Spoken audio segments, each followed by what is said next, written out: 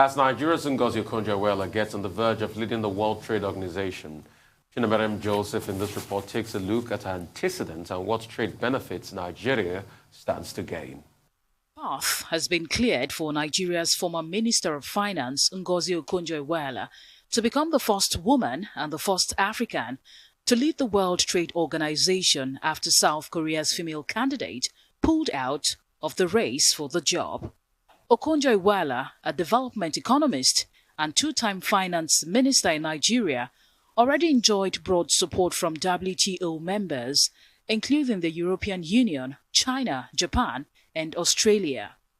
During her 25 years at the World Bank as a development economist, she is credited with spearheading several initiatives to assist low-income countries, raising nearly $50 billion in 2010 from donors for the International Development Association, the World Bank's fund for the poorest countries. They didn't have enough money to take. She takes more pride in reforms she implemented back home. A very prominent was when she led a team which negotiated an $18 billion debt write-off in 2005, which helped Nigeria obtain its first ever sovereign debt rating. She is also credited with developing programs that helped improve transparency in government and stabilizing the economy. A key objective of the WTO is a liberalization of trade for the mutual benefit of its 164 members, which Okonjo-Iweala is expected to use her position to drive. This concept has, however, become a divisive issue as a result of the perceived imbalance in the rights and obligations of members and the perceived uneven distribution of the gains from trade. But what will her appointment mean for Nigeria and Africa? Although the job is a difficult one, it is an opportunity for Nigeria to play a big role in implementing the African Continental Free Trade Agreement. This, all things being equal, might be the biggest geographical trading bloc in the world. As the leader of the WTO, Okonjo-Iweala can ensure that Africa is not left out of important discussions and policies, especially due to the economic downturn caused by the COVID-19 pandemic. As the fastest growing continent in the world, Africa's population will also be important to the global economy as countries accelerate from their current low base. Chinemerem Joseph, Arise News. Thank you. I mean, I like how that report ended with a dance. So we're going to be dancing, so we're going to see her dancing again. But Sundu, I am dancing in my heart seeing you come. Just get right back on the set. I mean, can you just go straight at it and tell us your thoughts on that? Well, I think this is great news. And, you know, I'm always desperate for a silver lining, aren't I? And this is just one of those. It's a good time to be African. We have, it's not premature to say, but it's pretty much in the bag at this point for NOI, as we fondly, you know, call her. And we have the Africa Free Trade Continental Agreements as well, ready to go. So this is a really good time. And I kind of disagree with her predecessor. I hope I'm not, again, premature in calling him her predecessor, Azevedo, because when he stepped down, he said there's nothing to do. I imagine he was exasperated by the tension between the US and China. And this is just the person to take charge of that situation. You'll recall how obstinate the Trump administration was with regards to the World Trade Organization and the impression that they had that the WTO was complicit in China's emerging global trade dominance and trying to, you know, redress that balance. And I think that a woman of NOI's mettle is just perfect for a time such as this. Excellent one. Dr. Bati? Yes, well, triumphalism? History made. First woman to be appointed or, you know, to be set for appointment as, you know, Director General of the WTO, and also the first African to get that position, and also the first Nigerian to get to that position. Nigeria has been a member of that body right from about the beginning, and then we have this big chance, and we have, you know, in the person of Dr. Ngozi Okonjo-Iweala, somebody who is going to carry not just the Nigerian flag, but also the African flag. Now, a lot of people have made a comment that she's becoming DG of the World Trade Organization at a time when Africa has launched the African Continental Free Trade Agreement, and that will be to the advantage of Africa. Well, we'll need to see that, you know, how that works out. But the fact that she's, you know, from our continent alone is a source of great excitement. But there will be other tasks that she will have to focus upon. The first will be WTO reform. And she herself talked about WTO reform during the campaigns because you know that the WTO is a very troubled organization, heavily polarized on account of politics and allegations of inequities among the various members. The most dramatic incident of that we had was the squabble, the trade war between the U.S. and China. So the next Director General of the WTO, in the person of Dr. Okonjo-Iweala, we need to manage U.S. and China. Under our watch, WTO will also need to return to the Doha round of talks, which was abandoned in 2003. Now, there is also the dispute resolution mechanism of the WTO that was frustrated consistently by the United States. That also will be an issue. And then, of course, the promotion of trade, which is the biggest issue that the WTO worries about and setting the rules. However, I think we should commend the United States. Our nomination was blocked by the United States under President Trump. And the same United States now, with a new leader, has come around to say, look, we are putting our support behind Okonjo-Iweala of Nigeria. And it's also instructive that the trade minister of South Korea decided to step down. And the U.S. was also instrumental in that regard, because you recall that in October, when that nomination, October 2020, when the Okonjo-Iweala nomination was first proposed, South Korea had refused to step down. But this time around, the South Korean candidate has stepped down. So the coast is completely clear. And then I would like to draw attention to the statement issued immediately after the statement from the U.S. came. She thanked the U.S. for the honor. She also thanked Nigerians who have been solidly behind her. Apparently, she's a very popular figure in Nigeria, and every Nigerian, wanted that position for her. And particularly President Muhammadu Buhari, whom he singled out for special, recognition. And I have made a point elsewhere that when the president nominated Ngozi Okonjo-Iweala for that position in June 2020, this was about the same time that we were working on the African Development Bank re-election of Akandeshina, PhD. And the president had made a point then that his government was committed to providing support and encouraging any Nigerian that stands out, whether you work for PDP or you work for APC or wherever you come from. And this is a clear illustration of that commitment by the Nigerian government. And I hope that they will remain consistent in that regard. All right. Congrats in advance. We can't wait to celebrate and get the Ashura beer ready. What color would you like, Dr. Abati Ntundu? Pink. Pink. Okay. Dr. Abati? Green. Pink or fuchsia. Fuchsia. All right. That's all on News Headline. We'll take a short break. When we return, we'll talk some more.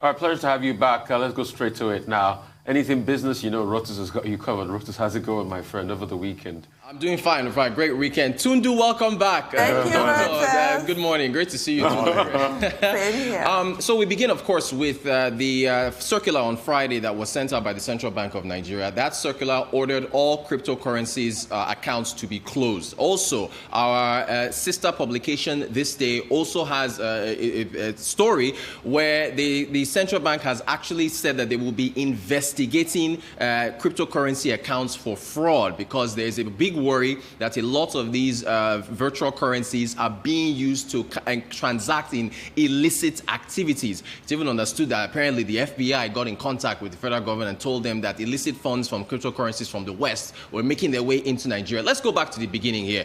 Central Bank has sent a number of warnings about cryptocurrencies. This is January the 12th, 2017. Circular to banks and other financial institutions on virtual currency operations in Nigeria. Look at what's bolded at the bottom there. VCs are trading in exchange platforms and they are unregulated all over the world. Consumers may therefore lose their money without any legal redress in the event these exchanges collapse or close business. Look at the second half of this circular at the bottom of the screen. Now, this is key, and I really want everybody to pay attention here for the matter of consistency. They said CBN reiterates that VCs, virtual currencies such as Bitcoin, Ripple, Monero, Litecoin, Dogecoin, by the way, Dogecoin, Elon Musk promotes Dogecoin all the time on his Twitter account. But anyway, OneCoin, etc., and similar products are not legal tenders in Nigeria. This is key, highlighted. Thus, any bank or institution that transacts in such businesses does so at its own risk. That was 2017. Moved to 2018. They reiterated their same issue, the same warning in a press release. Virtual currencies, not legal tender in Nigeria, CBN. In bold there, for the avoidance of doubt, dealers and investors in any kind of cryptocurrency in Nigeria are not protected by law. Same warning. Let's move on to the next next slide here. This is a quote from Central Bank Governor Gordon Mefele. In spite of the above developments and the global push for regulation, the cryptocurrency market in Nigeria is currently unregulated, and relevant stakeholder agencies are currently understudying the phenomenon. PCAC 2018 is the Presidential Committee Against Corruption. He was represented by Kevin Amugo, Director of Financial Policy and Regulation Department. The theme, it was a two-day theme, was understanding the interface between cryptocurrencies and money laundering. So they've been on this matter, on the matter of fraud, for quite a while. Let's look at his next quote. Presently, there is no legal framework for the regulation of cryptocurrencies in Nigeria. Based on existing legislation, the usage of cryptocurrencies in Nigeria is neither permitted nor prohibited. That was, again, the governor's comments in 2018. Now, there's no regulation. Fast forward to the Securities and Exchange Commission, the SEC. Statement on digital assets and the classification and treatment. This was the September the 14th of last year, 2020, about 5 months ago. Look at the last slide and see what they said. Circled at the top, Section 13 of the Investment and Securities Act 2007 confers powers on the Commission as the apex regulator of the Nigerian capital market to regulate investments and securities businesses in Nigeria in line with these powers. At the bottom of that, what will be regulated? The position of the SEC is that virtual cryptocurrencies are securities unless proven otherwise. Thus, the burden of proving that the crypto assets proposed to be offered are not securities and therefore not under the jurisdiction of the SEC is placed on the issuer or sponsor of said assets. This was a checkmate move by the SEC to make sure that anybody engaging in cryptocurrencies had to prove that they are not securities in order to try and avoid the jurisdiction of the SEC. So the SEC was already on its way to trying to regulate cryptocurrencies, and then we've got the CBN coming out with this circular on Friday saying they're all prohibited. So there's actually not much of a policy harmonization here. Also, while the CBN is well within its rights as a regulator of financial institutions to order these closed, you have to wonder if it is throwing out the baby with the bathwater, because not all transactions in Nigeria for cryptocurrencies are fraudulent. I've talked here on this show about a trader who talked to Reuters, who was importing goods from China, couldn't have access to foreign exchange, dollar was too expensive, and the counterparties in China was allowing him to use cryptocurrencies to pay for his goods to come in here. So there's a lot to be looked at with respect to this policy. I mean, I'd like to jump on this road to say, I mean, I've been having a lot of back and forth with people, you know, over the weekend when this broke. So this is my stance on this. I was in New York in 2017 when the Winklevoss brothers, I'm sure you remember them, the guys that sued Mark Zuckerberg and Facebook to court and all of that, when they launched, you know, the cryptocurrency exchange in New York. And what was that for? Was to be able to bring some sort of regulations, some sort of trading to the system, sort of harmonization on the system. Money over time has always disrupted itself. Money prior to this time was trade by barter. You give me something, I give you something in return. Until the Pan Dynasty in China in the 1100 brought about paper money, and then we've used paper money. At some point, we hedged money against gold, where we had the gold system that President Nixon stopped in '71 and all of that. It's just a disruption of money. Satoshi Nakamoto has led this. What we need to do is we need to learn the system, understand it, if possible, set up an exchange where this can be regulated, if possible, go into the digital currency market. Sweden is doing it. Sweden has got an e-krona now in Sweden. If possible, I want to see probably we have an e-naira at some point. Right. Get into the market because money has to disrupt itself. Rotus, when last have you had 100,000 naira cash in your hand? Don't we all transact digitally? Exactly. Is it not true digital means we set the money? Do you see the 1 million naira when you get it? CBN's cashless policy. Yeah, is it not an alert you get on your phone? Right. Hasn't money disrupted itself already? So legitimize the disruption of money by more investigation into the system. I know there are concerns about fraud and the likes, but even with normal transactions, there are still concerns about fraud. Look at the real estate market. The real estate market, for instance. The Americans that were calling on this, the Americans were polarizing their system. There was a lot of polarity where all these advanced free fraud guys, these Yahoo boys, as they are called, infiltrated the system. And it happened not only in America. You know, most of the funds put out for COVID-19 was stolen too in Canada. I think about $1 billion Canadian dollars too was stolen by fraudulent people. But the CBN should go back to understand the system, play in the system. How would they understand the system? If they could launch like an e-Naira, for instance, play in the system so that you can understand the system, understand the trading process, and understand that money is constantly disrupting itself. And this is the disruption of money. So that's just it. You mentioned the Securities and Exchange Commission and the fact that SEC recognizes cryptocurrency as securities. Now, with this intervention by the CBN, what does it mean? Does it mean that, you know, such securities have become illegal? You talked about the lack of synergy. Well, apart from SEC, which recognizes cryptocurrency as, securities, you also have the NITDA, Nigeria Information Technology Development Agency, which in fact has a draft national policy for Nigeria on blockchain technology. Now, is it the case that before the CBN made this announcement that it made last week, it didn't consult with these other agencies that may have interest? Now, Nigeria is about the second largest Bitcoin market in the world, and then we have a fintech, sector that is thriving. Now, what is the implication of this for those fintechs? Many of them that are out there. My first concern is anybody going to lose money?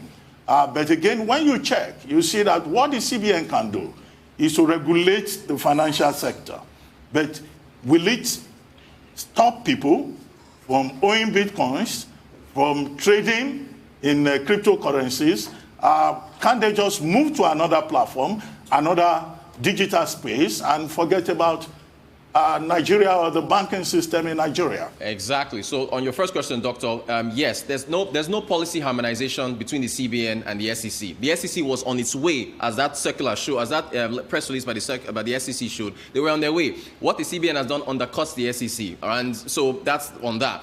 What now happens now is that will there be losses? Go on Twitter. You will see a number of fintech firms that are engaged in exchanges, essentially saying that, look, we've seen this, we're trying to work with the direction from the central bank, and we're halting transactions for now. So they've all stopped because out of fear, the CBN in the Friday circular said there will be severe penalties for anybody who continues to facilitate crypto payments. So for now, those businesses are on hold. There will be a financial impact for them.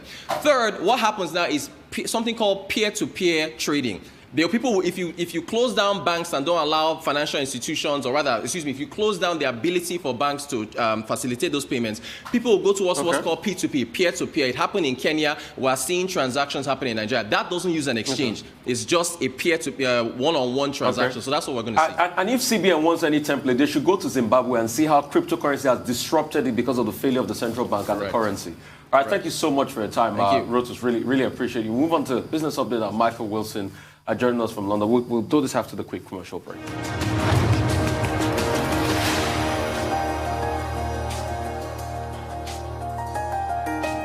Right, we'll move on to Michael Wilson, all the way from London. Doma, I should say, not London. Michael, you're not in London. Doma.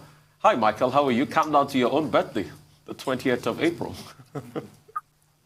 20th, actually, if you're going to 20, if you're going to send a card, but it's very nice of you to think about the month anyway. Right, global equities, this is the underlying thing. Global equities, once again, doing very well this morning. It's going to be a quiet week for reasons which I'll explain later. But Janet Yellen pushing for the rapid conclusion to the US stimulus discussions, and also coronavirus infections actually slowing across the globe. So that's the underlying optimism, which is driving the markets this morning. To Asian markets then, they've started the week relatively positively, never mind the slightly disappointing US non-farm payrolls on Wall Street. People are just buying basically into this. Nikkei star performer rising over 2%. took out to over 29,000, and it remains some distance from its all-time 39,000. That was in January 1989, but nevertheless, it's been rising by, as I say, about 2%. Elsewhere, very, very positive. China has shrugged off the new anti-monopoly rules. I'll get onto that in just a second. Shanghai Composite rising about 1%. TikTok is planning what it describes as an extreme aggressive expansion into e-commerce. It also plans to go head-to-head with Facebook. It's been briefing quite strongly about that. We'll get more details later in the week, no doubt, or maybe even later today into tomorrow. Those China big tech monopoly laws, it's released news on its next anti-monopoly legislation aimed quite squarely at China high-tech companies. They formalised draft laws which were released in November. The rules are aimed at stopping China's e-commerce giants like Alibaba and JD.com from abusing their dominant market position. Specifically, the rules stop e-commerce platforms from forcing vendors to deal exclusively with them.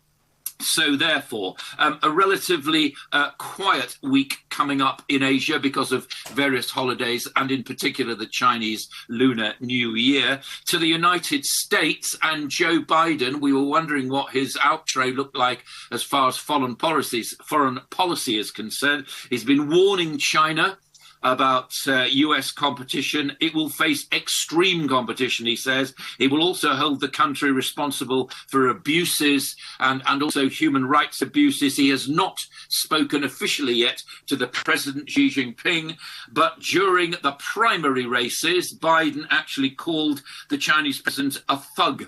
Yeah, but he says as he goes into his administration, no need for conflict, just for working out what he describes as the international rules of the road. So maybe there'll be some sort of agreement there. Last week's stimulus watch then continues. They're into what's described as reconciliation mood now, as far as the Democrats are concerned. So that's all looking fairly positive. Should be some sort of result, people are saying, to me at least, by the end of this month. Disappointing jobs figures on Friday, I grant you that, but there's a great big feeling in the markets that those were actually the low point and the US economy is starting to recover. If that happens, well, the markets will be off. As far as Europe's concerned, here's a good one, but it's not quite Europe, but it's in the sort of hemisphere. Sweden implementing a digital vaccine certificate as countries consider its use to get further travel going. As somebody who's had their first vaccine injection, very much in favour of that. I have no problem about travelling to countries in Africa, for example, where I have a yellow card showing my particular vaccinations that I've had to help me get over any fevers I may come into, or diseases I may come into contact with. I don't see the problem at all. People will see a problem about it, but it's something which governments are actually talking about in Europe quite efficiently now, particularly in the UK. UK kites being flown, proposals before the budget, which is next month. Amazon sales tax. Yep, online sales tax, because what's been happening online is affecting the high streets, as we call them, and bricks and mortar shops and the rest of it. It's OECD's been talking about it. Australia does it. New Zealand does it. G20 countries are actually thinking about similar moves. And I suppose the big question is, we're going to see Google, aren't we, paying for its news, which I know we wanted to talk about this morning. And will we ever go back to bricks and mortar? I doubt it very much indeed. Commodities, here's the big one for you. Brent closes in at $60 a barrel. Next week saw a 9% gain in the oil price, the biggest single week gain since October 2020.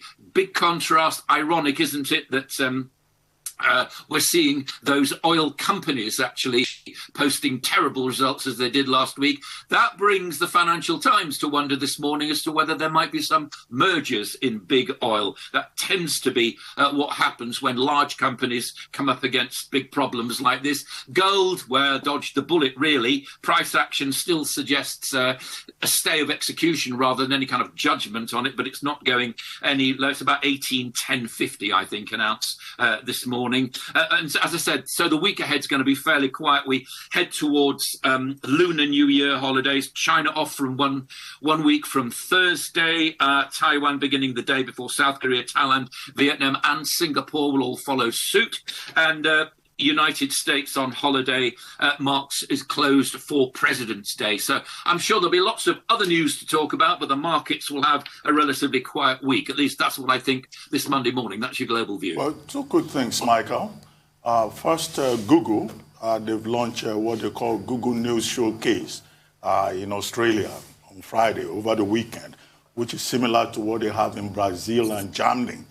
How does that undercut the proposal by the Australian authorities? Now that, there's been talk about legislation, is Google now offering an alternative, or you think that we're still going to see that back and forth between the government of Australia and Google? And then as for the surge in oil prices, what in your view is the biggest driver of that 50% increase in the last few months, now $60? Here in Nigeria, some people are hoping that it would, in fact, go higher. What are the prospects in that regard? So first of all, Google then. The thing is that what you can do is you can scroll news together and you can actually push it out. If you're actually doing news, if you are involved in the expensive news gathering, which is an extremely expensive business, as everybody knows around the world, there are different kind of ways of doing it. You can be a state broadcaster like the BBC, and we pay that through our taxes, or you can be a commercial operation, which is very, very difficult indeed, and you can depend on advertising. What Google's doing is aggregating news. In other words, it's taking from sources and pushing it out. Now, the news organizations are saying to Google, if you're doing that, then you need to pay for some of the coverage as well, because you're using it as part of your website. And you as a journalist, sitting around that desk would be pretty cross, wouldn't you, if you'd been doing the expensive stories and then somebody just took them and started broadcasting them elsewhere. That's not the way forward. It's fine aggregation, but as soon as you start to take editorial decisions about that news, in the way Twitter has done, for example, and banning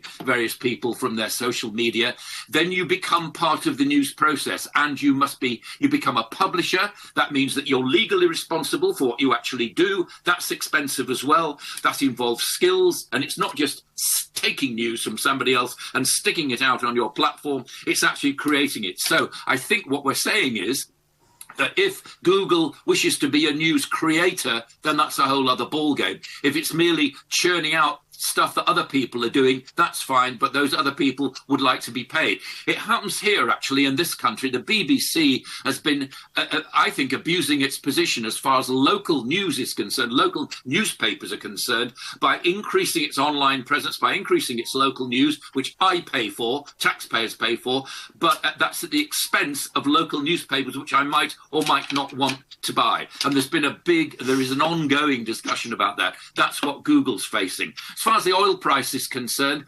there's been a bit of constriction. The actual capacity for stored oil is down very, very slightly in the United States. I just think what's happening here is people are looking with optimism towards the pandemic reducing, that demand will pick up, and that's why the oil price is rising. But I would have to say that all countries that are dependent for big oil revenues very much need to look, as they always have, at varying their economies elsewhere, because I don't know whether peak oil has happened yet or not. I suspect it probably has. You've been warned. Okay, well, we don't have enough time. I wanted to just talk about Jack Ma's comments, his criticism of the Chinese financial regulators for their lack of innovation. Be careful what you wish for. All right. Thank you so much for that, Michael. We'll go for a quick break. We'll come back. We'll talk to Adesuwa. Oh, Adesuwa is ready. Yeah. Adesuwa, we'll just come straight to you. What's happening? Thank you very much, Rufai. Good morning. Tundu Victoria Okonjo-Iweala. Glad to have you back. Welcome back. Good to be back. Thank you, Adesuwa. Good morning, Dr. Abati. Good morning. Good to see you. Great. The global outlook remains on a downward trend for new infections and coronavirus cases, although some countries are dealing with surge in numbers as a result of more transmissible variant and new infections. 351,000 cases and 6,282 deaths were recorded yesterday globally. Well, here in Nigeria, 506 cases of COVID-19 infections were recorded in the last 24 hours. In Nigeria, 506 cases. Now, we saw Ondo, Kwara, Rivers, Borno, and Gombe states bring some of the highest infection rates for the day. Away from these numbers, last week, Dr. Batian Rufai, remember we spoke about the 90 million doses of COVID-19 vaccines coming to Africa. And we said majority of them were the Oxford AstraZeneca vaccines expected to be distributed this month. Well, we also mentioned that 4 countries have been shortlisted to get the Pfizer-BioNTech vaccine in Africa, to include Cape Verde, Rwanda, South Africa, and Tunisia. Well, over the weekend, the WHO and the Nigerian health authorities have had to give clarification and debunk misinformation surrounding the development. There had been insinuation and reports that Nigeria was disqualified because she lacked preparedness or capacity. Well, Dr. Moeti, who is the WHO Regional Director for Africa, clarified that those 4 countries were picked following evaluations by a multi-agency committee based on population, current mortality rate, new cases and trends, and as well as the capacity to handle ultra-cold chains needs of this vaccine. Well, also speaking during the weekend, on Saturday to be precise, in the nation's capital, the WHO country representative in Nigeria, Dr. Alemu, said the global health body did not disqualify Nigeria for any reason. He explained that COVAX decided to replace the initial 100,000 doses of Pfizer with 16 million doses of AstraZeneca vaccine. Well, speaking about vaccines, let's go to South Africa, where the country has now suspended the use of the Oxford AstraZeneca corona vaccine in its immunization program until a committee of scientists advises on the best way to proceed. This is because over the weekend, a trial conducted by the University of Witwatersrand showed that the vaccine offered only limited protection against mild and moderate disease caused by the variants in the country. You would recall that South Africa only last week received 1 million doses produced by the Serum Institute in India. It also paid double the price the EU is currently paying for those vaccines. This story should be of particular interest to most African countries who are to receive almost 90 million doses of this particular vaccine. But I should point out that this is a new study. It's not yet peer-reviewed. It's involved about 2,000 people who are average age of 31 years old. So a lot is still not known about this. And finally, to the UK, where the government says there's no plan to introduce vaccine passports. The minister in charge of vaccine rollout said in his strongest remarks against the case of documentation proving vaccination that it would be irresponsible, and he described it as discriminatory. Okay, we'll quickly just say you should hold on, and we'll go for a break. We'll come back to you very soon. Great. All right, keep it on.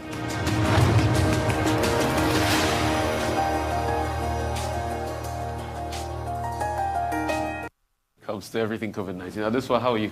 Back to you. Very well, thank you. So just to wrap up, Nigeria was not disqualified from vaccine rollout. South Africa is halting AstraZeneca, Oxford vaccines, and the UK has no plan to introduce vaccine passport. Well, that's a relief. Thank you for that, Adeswa, because as you said, the general perception was that there had been some kind of lapse on the part of the government that got Nigeria disqualified. But when the explanation was given, it's our population working against us, quite frankly, because they just don't have enough vaccines to give to Nigeria that would make any impactful, dent on the virus. But to the AstraZeneca story, it really is of great concern, like you said. I mean, what happens to the people that have already been jabbed? There's this school of thought, I want to know your thoughts, that they should still go ahead with the vaccines, even though they're not effective against the new strain, so that those who are particularly vulnerable will be protected against the more extreme effects of the COVID-19 virus. What do you think of that? And also, what do you think of the sort of lack of uniformity across the world with regards to this vaccine? You have France, Germany, Sweden finally agreeing for it to be used above the age of 60 and under, UK 65 and under, Poland 50. It's all over the place. What are your thoughts on how to harmonize, if at all it's possible to do so? Well, Tundu, like I said, this trial by the Witwatersrand University in South Africa is very minimal. 2,000, enrollees who are average age 31 years old. So we do not know how this vaccine actually reacts in severe cases. However, AstraZeneca is saying they do believe that their vaccine can protect against mild and severe diseases, but they will also be producing a booster by autumn for this particular vaccine against the South African variant. I think because we do not know enough, it is better to have some sort of immunization, some sort of protection before we get the booster shot. So I think that most countries will still go ahead, however, with this AstraZeneca vaccine. Globally, there's not enough supply for the demand, and just shoving one vaccine aside just because we do not know enough doesn't make a lot of sense at this point. This is the thing. Half a loaf is better than none, right? Exactly. Okay. Yeah. Well, first, on Nigeria, I think that the clarification is very important. And the WHO director representative in Nigeria said this is a case of misinformation. I think it was even the headline in the particular story that confused everyone. But the response from the WHO and from the National Agency for Primary Healthcare Development in Nigeria was quite swift. Yes. And it was good that they provided that clarification. However, if what is available is 320,000 doses of the Pfizer vaccine, and, well, we don't get out of that, 4 countries out of 13 countries that had indicated interest are the ones getting that. Well, but we're going to get 16 million doses out of the AstraZeneca, offer by the COVAX facility. And 16 million will be a lot more than the 320,000 that is available. Besides, the major concern about the Pfizer vaccine is storage. Yes. Minus 70 degrees Celsius. Now, I know that Nigeria has a national cold chain store, which Dr. Shaibu of the Primary Healthcare Agency has been talking about. But even that can only store 400,000 doses of vaccines. That was what they were boasting about 2 weeks ago. But now with the AstraZeneca vaccine, that's easier to store.